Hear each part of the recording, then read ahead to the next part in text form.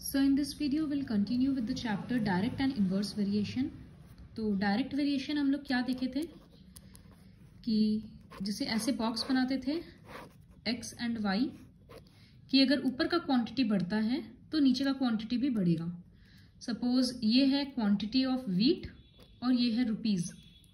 तो 5 kilo wheat का cost अगर 100 है तो 6 किलो के लिए यहाँ बढ़ेगा तो ये भी बढ़ेगा. उसी तरह से ये कमेगा तो नीचे वाला भी क्वांटिटी कमेगा. ये होता है डायरेक्ट वेरिएशन. इसको हम लोग कैसे लिखते थे? 5/100 इक्वल्स टू 6/120. ऊपर नीचे को बाई करते थे. इनवर्स वेरिएशन क्या होता था, क्या होता है आई मीन कि अगर ऊपर का क्वांटिटी बढ़ेगा तो नीचे का क्वांटिटी कम जाएगा. फॉर एग्जाम्पल ये स्पीड है और ये टाइम है. तो अगर स्कूल पहुंचने में अगर 50 किलोमीटर पर आवर से चला रहे हैं तो 1 आवर में पहुंच रहे हैं. तो अगर 30 किलोमीटर पर आवर से चलाएंगे, स्पीड कम जाएगा तो टाइम क्या होगा? बढ़ जाएगा. कितना बढ़ रहा है पता नहीं तो बाई. तो it is a case of inverse variation क्योंकि ऊपर का क्वांटिटी बढ़ रहा है तो नीचे का कम रहा है, ऊपर का तो ऊपर का बढ़ जाएगा. कैसे करते हैं? 50 × 1 इक्वल्स टू 30 × y. ऊपर नीचे इसमें मल्टीप्लाई करते थे और इसमें ऊपर नीचे डिवाइड करते हैं. फिर तो जैसे इक्वेशन के जैसे सॉल्व करते हैं. इसी का थर्ड वर्कशीट छोड़ दिए थे, वो वर्कशीट इस वीडियो में कंप्लीट करेंगे. So coming to the first question. Ramit can finish his work in 25 days, working 8 hours a day. If he wants to finish the work in 20 days, how many hours should he work in a day? बहुत ही common sense है. First question worksheet 3. इसमें ऐसे लिखते थे कि let the number of days, sorry days नहीं निकालना है, टाइम निकालना है. Let the number of hours be x. तो और ऐसे टेबल बनाते थे. क्वेश्चन में है number of hours in 1 day, मतलब वो कितने घंटा दिन में काम कर रहा है, और यहाँ पर नंबर ऑफ डेज होगा. तो जब वो 8 घंटा काम कर रहा था तब उसका काम खत्म हो रहा था 25 days में.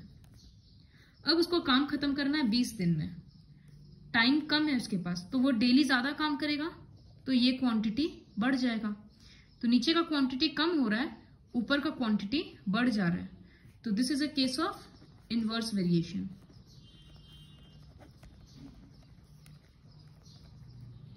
इसमें क्या करते थे? ऊपर नीचे इंटू, तो 8 × 25 equals to x × 20. Most of you write like this कि पहले तुम लोग ये लिख देता है फिर ये लिखता है. ये मत लिखना, ये सिर्फ डायरेक्ट वेरिएशन में लिखते हैं. इनवर्स वेरिएशन का क्वेश्चन में डायरेक्टली मल्टीप्लाई करके ही लिखा जाता है. 20 इसके साथ है, वो नीचे चला जाएगा. तो 8 × 25/20 इक्वल्स टू x. फिर काट के जो आंसर आएगा उतना आवर्स उसको डेली काम करना होगा. Second question. Udit can complete his work in 10 days. What amount of work will he do in 8 days? अब देखो, ये क्वेश्चन में ऐसे होगा कि उसको काम पूरा खत्म नहीं करना है. वो बोल रहा है कि कितना हिस्सा काम का खत्म होगा 10 दिन में. So we'll write let the total work be x. यहाँ पर बन रहा नंबर ऑफ डेज और यहाँ बनेगा अमाउंट ऑफ वर्क. तो जब 10 दिन मिल रहा है उसको तब वो अपना पूरा काम खत्म कर रहा है. पूरा काम मतलब sorry let the work be w काम कर रहा है. जब उसको 8 दिन मिल रहा है तो वो कितना काम करेगा? x काम करेगा. उसके पास दिन कम जा रहा है तो वो काम भी कम करेगा. पहले केस में क्या हुआ? उसको काम पूरा खत्म करना था तो उसके पास टाइम कम गया तो वो अपना वर्किंग आवर्स बढ़ा दिया, वो ज्यादा काम करने लग गया. लेकिन यहाँ ऐसा कुछ नहीं लिखा है. यहाँ काम फिक्स है w. उसका दिन कम गया तो उसका काम करने का ये भी कम जाएगा. तो it is a case of direct variation. तो डायरेक्ट वेरिएशन में क्या करते हैं? 10/w equals to 8/x. हमको तो x चाहिए तो पहले तो ऐसे मल्टीप्लाई होगा 10 into X equals to 8 into W, फिर 10 नीचे चला जाएगा तो x equals to 8 into W by 10, 2 से कट करेंगे 4/5, तो वो कितना काम खत्म किया, x इक्वल्स टू 4/5 डब्ल्यू। इसका मतलब ही कंप्लीटेड 4/5 ऑफ हिज वर्क। वो पूरा काम नहीं खत्म कर रहा है, दोनों क्वेश्चन में यही डिफरेंस है, इसमें पूरा काम खत्म हो रहा है, इसीलिए इनवर्स वेरिएशन है, इसमें पूरा काम खत्म नहीं हो रहा है, तो इसीलिए ये डायरेक्ट वेरिएशन का क्वेश्चन हो गया। So at the end you have to write therefore he completed 4/5 of the total work. Next question is easy, you can do on your own. 20 men can build in 9 days, a wall in 9 days. How long would it take 12 men to build the wall? इंसान कम जा रहा है तो दिन बढ़ जाएगा, वो accordingly लिखना है। जिसको नहीं याद आए वो एक बार वर्कशीट 2 देख लेना, उल्टा सीधा मत लिखना। गीतिका वीव्स 20 बास्केट इन 30 डेज, वो 20 बास्केट बना ली थी 30 दिन में, तो वो 120 बास्केट्स को कितना दिन में बनाएगी? ज्यादा बास्केट बनाना है तो दिन भी तो ज्यादा होगा, तो भी direct variation. Now next questions are actually very important, जो ये ट्रेन वाला कंसेप्ट होता है। तो a train, the question is number 5, a train 280 meters long is running at a speed of 42 km/h. How much time will it take to pass a man standing on a platform? तो सबसे पहले हम लोग speed को convert करेंगे metre per second में। क्यों? क्योंकि ट्रेन का लेंथ मीटर में दिया है। तो स्पीड इक्वल्स टू 42 km/h। इसको मीटर पर सेकेंड में करने के लिए 1 किलोमीटर इक्वल्स टू 1000 मीटर होता है और 1 आवर इक्वल्स टू 3600 सेकेंड्स होता है, 60 × 60। तो 42 km/h का क्या मतलब होता है कि 42 किलोमीटर बाई 1 आवर, कि वो 1 घंटा में 42 किलोमीटर कवर करेगा। तो इसको अगर हम ब्रेक कर ये करेंगे सिंपलेस्ट, 42 × 1000 ये मीटर हो गया, 1 आवर के बदले 3600 सेकेंड हो गया, 0 0 कट गया, 42 और 36 दोनों 6 से कट रहा है, 7 और 6, फिर ये 2 से कट रहा है, 5 और 3, तो ये हो गया 35/3 मीटर पर सेकेंड। तो कन्वर्ट हो गया। अब एक कंसेप्ट समझना है कि suppose this is the man and this is the train. तो मैन प्लेटफॉर्म में खड़ा है, ट्रेन को उस मैन को क्रॉस करना है। क्रॉस करना है मतलब यहां पर आया है तो पूरा पार करके जाना है। तो अगर पूरा क्रॉस करेगा तो ट्रेन कितना डिस्टेंस ट्रैवल किया? जितना लंबा वो खुद है उतना ही डिस्टेंस उसको ट्रैवल करना पड़ रहा है मैन को क्रॉस करने के लिए। तो जब time taken by the train to cross the man होगा तो उसमें हम लोग डिस्टेंस क्रॉस्ड ट्रेन का लेंथ ही लेंगे। तो इसमें बनाएंगे कि distance covered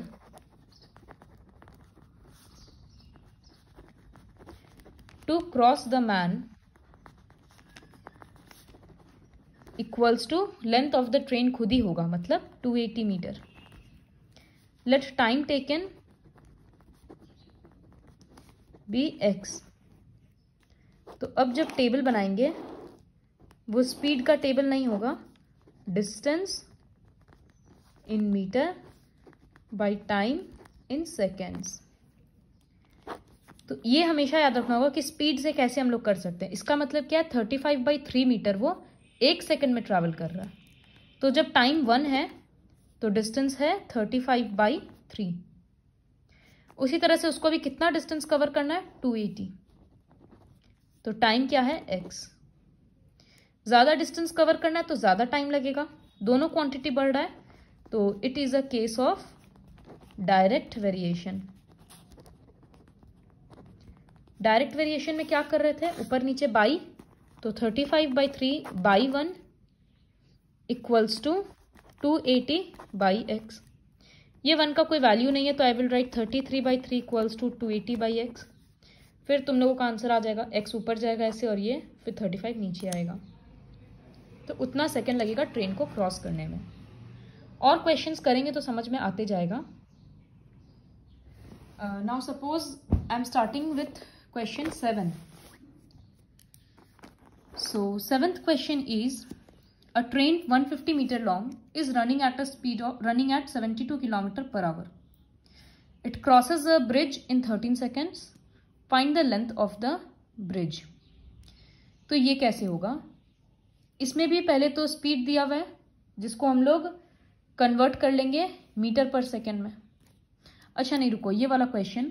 a train 350 metre long crosses an electric pole in 28 seconds. Find the speed of the train in kilometre per hour. तो जैसे एक इंसान को क्रॉस करने के लिए हम लोग क्या बोले कि ट्रेन अपना ही डिस्टेंस ट्रैवल करेगा, वैसे अगर ये इलेक्ट्रिक पोल है तो ट्रेन के कंपैरिजन में इसका विड्थ भी, इसका चौड़ाई भी बहुत कम है. तो हम लोग यही इमेजिन करेंगे कि इलेक्ट्रिक पोल क्रॉस करना है, इसका मतलब ट्रेन को अपना खुद का लेंथ क्रॉस करना है.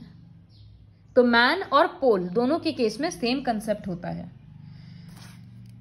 तो यहां पर लेंगे let the distance covered in 1 second equals to x metre, क्योंकि स्पीड हमेशा 1 से कैलकुलेट किया जाता है कि 1 सेकेंड या 1 आवर में कितना डिस्टेंस है. तो डिस्टेंस बाय टाइम अगर बनाएंगे कि टाइम सेकेंड में और डिस्टेंस मीटर में है, तो यहाँ क्या लिखा है, इलेक्ट्रिक पोल को क्रॉस करने के लिए 28 सेकेंड लग रहा है. इसका मतलब 28 सेकेंड्स में वो 350 मीटर कवर कर रहा है. तो डिस्टेंस इज 350, टाइम इज 28. फिर टाइम 1 सेकेंड है तो डिस्टेंस होगा x. तो it is a case of direct variation. Because time कमेगा तो डिस्टेंस भी कमेगा. तो 350 by 28 equals to x by 1. 7 से कट करेंगे 4 एंड 50, दिस इज 25 बाई 2. तो x equals to 25 by 2 metre. इसका मतलब 1 सेकेंड में जो डिस्टेंस कवर किया उसी को तो स्पीड बोलते हैं.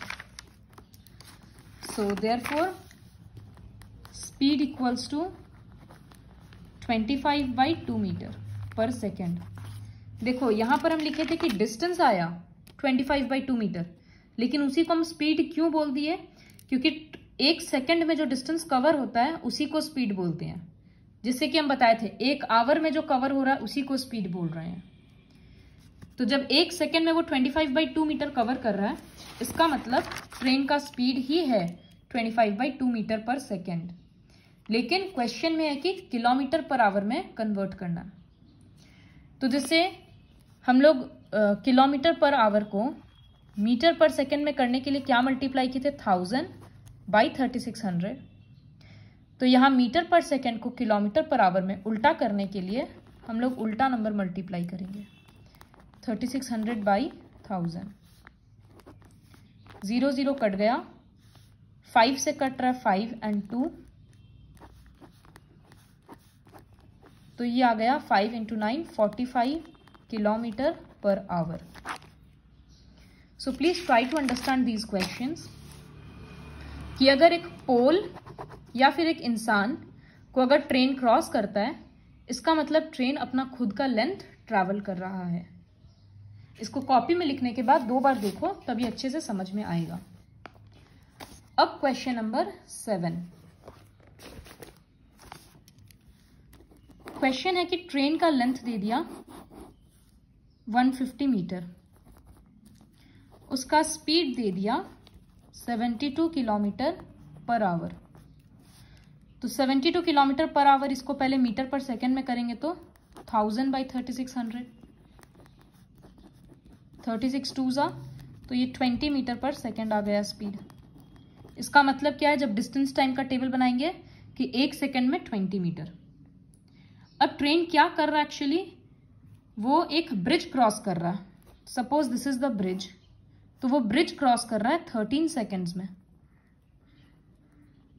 तो ब्रिज क्रॉस कर रहा है, इसका मतलब ट्रेन कितना डिस्टेंस ट्रैवल कर रहा है. Suppose length of the bridge is x, तो वो 150 मीटर ट्रैवल किया और x मीटर ट्रैवल कर रहा है, तभी वो ट्रेन यहां से यहां आ पाएगा, क्योंकि वो ये पूरा डिस्टेंस भी पार हो रहा है और यहां पर भी आ रहा है. तो distance traveled by the train to cross the bridge equals to train का खुद का लेंथ मतलब 150 प्लस ब्रिज का लेंथ मतलब x। यहाँ पर पहले लिख देना होगा कि let the length of bridge be x।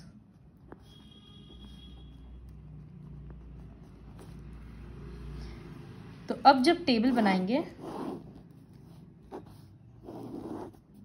Distance in metre and time in seconds, तो स्पीड से हम क्या बोलते हैं कि 1 सेकेंड है तो डिस्टेंस होगा 20। इसी तरह से यहाँ पर टाइम दे दिया 13 सेकेंड्स और वो ब्रिज क्रॉस कर रहा था, ब्रिज क्रॉस कर रहा था मतलब वो इतना डिस्टेंस का ट्रैवल किया। ये डायरेक्ट वेरिएशन का क्वेश्चन है, क्योंकि टाइम बढ़ रहा है तो डिस्टेंस भी ज़्यादा ट्रैवल करेगा। So it is a case of direct variation. तो 20/1 equals to 150 plus x/3।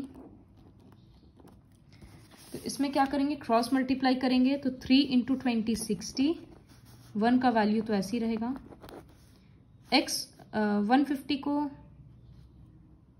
Sorry this is 13, sorry, so this is 260। 150 को उधर भेज देंगे तो ये आएगा 110। इसका मतलब length of the bridge equals to 110 metre. तो जब ब्रिज क्रॉस करेगा तो उसका लेंथ ऐड हो जाता है ट्रेन के साथ। जब पोल या एक मैन को क्रॉस करता है तो ट्रेन सिर्फ अपना ही लेंथ को पार करता है। सेम क्वेश्चन, सेम कंसेप्ट का क्वेश्चन है क्वेश्चन नंबर 8। इसमें स्पीड दे दिया ट्रेन का 50 kilometre per our.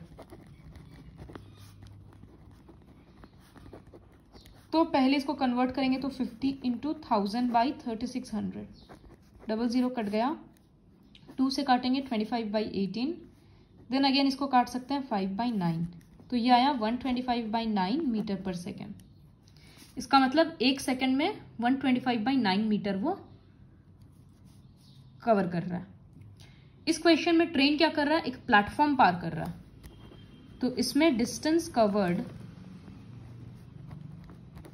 Bye train equals to train का खुद का लेंथ 120 प्लस प्लेटफॉर्म भी तो काफी बड़ा है तो 130। तो ये 250 मीटर ट्रेन को ट्रैवल करना है। Let time taken to clear the platform मतलब ये क्रॉस करना है बी एक्स। तो जब टेबल बनेगा वो कैसे बनेगा, डिस्टेंस टाइम का, this is distance in metre and time in seconds.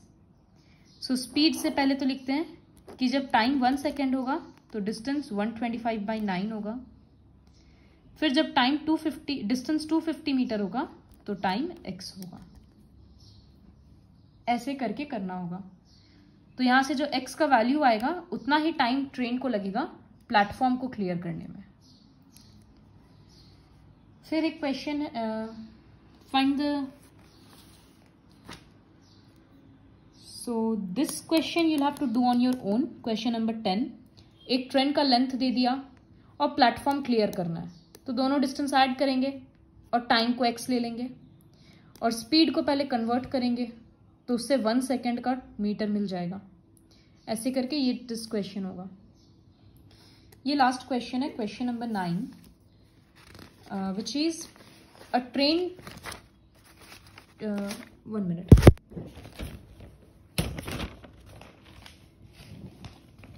So the question is, a train 210 meter long took 12 seconds to pass a 90 meter long tunnel. इसका मतलब ये ट्रेन था जिसका लंबाई है 210 मीटर, फिर ये एक टनल में घुसा जिसका लेंथ है 90 मीटर। तो टोटल डिस्टेंस कितना ट्रैवल होगा, 300 मीटर। टाइम कितना लगा टनल को क्रॉस करने में, 12 सेकेंड्स। तो इसका मतलब ट्रेन 300 मीटर कवर किया 12 सेकेंड्स में। तो इसका स्पीड निकालना है। तो हम लोग पहले ये करेंगे कि डिस्टेंस कवर्ड बाय ट्रेन